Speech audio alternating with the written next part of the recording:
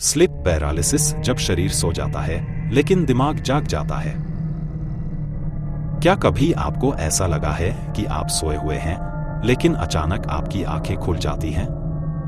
आपका दिमाग पूरी तरह जाग जाता है लेकिन आपका शरीर हिल नहीं रहा। आप चीखना चाहते हैं लेकिन आवाज नहीं निकल रही, जैसे किसी ने आपके ऊपर कोई अदृश्य बोझ रख दिया हो। और फिर आपको लगता है कि कोई परछाई आपके पास खड़ी है, आपको घूर रही है, धीरे धीरे आपके करीब आ रही है। अगर आपके रोंगटे खड़े हो गए हैं तो सुनिए ध्यान से, क्योंकि यह सिर्फ एक सपना नहीं बल्कि स्लीप पैरालिसिस है। यह एक ऐसा रहस्यमय अनुभव है जिसे दुनिया के लाखों लोग महसूस कर चुके हैं। विज्ञान इसे एक न्यूरोलॉजिकल घटना मानता है, लेकिन सदियों से इसे बुरी आत्माओं, शैतानों और परालौकिक शक्तियों से जोड़ा जाता रहा है। कई संस्कृतियों में इसे रात का भूत, शैतानी छाया और डरावनी आत्मा का हमला तक कहा गया है। लेकिन असल में होता क्या है?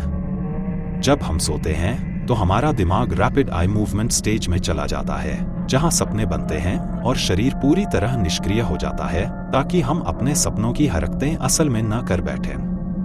लेकिन कभी कभी हमारा दिमाग तो जाग जाता है लेकिन शरीर उसी पैरालाइज्ड अवस्था में रह जाता है, और यहीं से शुरू होता है दहशत का खेल। लोगों को ऐसा महसूस होता है कि कोई उनके सीने पर बैठा है, कोई परछाई उनके कान में फुसफुसा रही है, कोई उनके गले को जकड़ रहा है। और कुछ लोग तो कहते हैं कि उन्होंने डरावने चेहरे भी देखे हैं। लेकिन सबसे खौफनाक बात, जो कुछ आप महसूस करते हैं वो हर किसी का अनुभव एक जैसा होता है। क्या यह सिर्फ एक संयोग है, या फिर सच में कोई परालौकिक शक्ति इस दौरान हमारे आसपास होती है? आधुनिक विज्ञान कहता है कि यह सिर्फ एक हिप्नोगॉजिक हैल्यूसिनेशन है, यानी हमारा दिमाग आधा जागा हुआ होता है और सपनों को हकीकत समझने लगता है। लेकिन अगर यह सिर्फ दिमाग की चालाकी है तो दुनिया भर के अलग अलग देशों में, अलग अलग धर्मों और संस्कृतियों में लोगों को एक जैसे ही डरावने अनुभव क्यों होते हैं?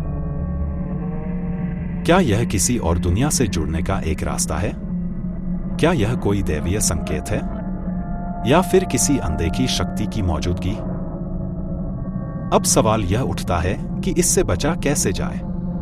वैज्ञानिकों के अनुसार स्लीप पैरालिसिस तब ज्यादा होता है जब आप पीठ के बल सोते हैं, नींद की कमी होती है या बहुत ज्यादा तनाव में होते हैं। लेकिन अगर यह सिर्फ एक मानसिक घटना है तो फिर कुछ लोग क्यों कहते हैं कि वे किसी अनजानी शक्ति को महसूस कर सकते हैं, और क्यों कुछ लोग इसे एक आध्यात्मिक अनुभव मानते हैं? कुछ रहस्य विज्ञान की पकड़ में नहीं आते। कुछ सवालों के जवाब सिर्फ अनुभव करने पर ही मिलते हैं। तो अगली बार जब आप स्लीप पैरालिसिस का सामना करें, एक सवाल खुद से पूछिए, क्या यह बस दिमाग का खेल था या कोई वाकई आपके पास था?